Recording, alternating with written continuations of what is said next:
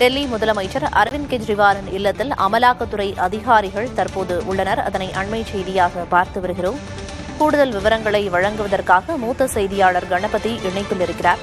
கணபதி, அமலாக்கத்துறை அதிகாரிகள் இப்ப அரவிந்த் கெஜ்ரிவாலோட இல்லத்துல இருக்காங்க. அவர் கைது செய்யப்படுறதுக்கான வாய்ப்பு இருக்கா? ஏன்னா கைதுக்கு தடை கோரி அவர் உச்சநீதிமன்றத்தில் மனு தாக்கல் செஞ்சிருந்தாரு.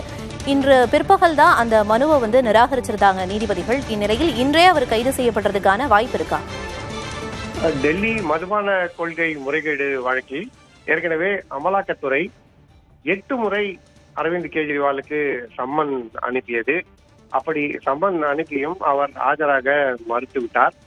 முதலிலே அவர் சொன்னது இந்த சம்மன் சட்டவிரோதமானது என்று. பின்னர் சட்டமன்ற பணிகள், வேறு பல பணிகள் இருப்பதை சுட்டிக்காட்டி அவர் காணொலி மூலமாக ஆஜரானார். அப்படிப்பட்ட சூழலிலே அவர் நீதிமன்றத்திலே என்னை அமலாக்கத்துறை கைது செய்யக்கூடாது என மனு தாக்கல் செய்திருந்தார். இன்று அந்த மனு நிராகரிக்கப்பட்டது. ஆகவே அமலாக்கத்துறை அவரை கைது செய்யக்கூடாது எனவோ அல்லது நிலுவையிலே எதுவும் வழக்கோ இல்லை. இத்தகைய சூழலில்தான் அமலாக்கத்துறை அதிகாரிகள் மீண்டும் தற்போது டெல்லி முதலமைச்சர் அரவிந்த் கெஜ்ரிவால் இல்லத்துக்கு வந்துள்ளார்கள். அங்கே அவர்கள் சோதனை நடத்த இருப்பதாகவும் அத்துடன் அரவிந்த் கெஜ்ரிவாலை மீண்டும் சம்மன் அனுப்பி விசாரணைக்கு அழைப்பதாகவும் தெரிவிக்கப்பட்டிருக்கிறது.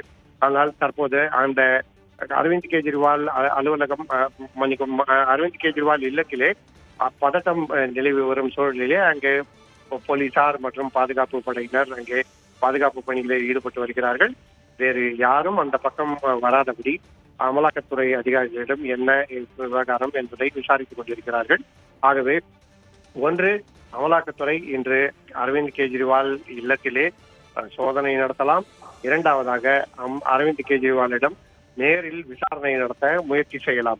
ஆகவே இப்படி பல்வேறு பரபரப்பான சூழல்கள் இருந்து வரும் நிலையில்தான் அமலாக்கத்துறை அதிகாரிகள் தற்போது அரவிந்த் கெஜ்ரிவால் இல்லத்திலே முகாமிட்டுள்ளார்கள்.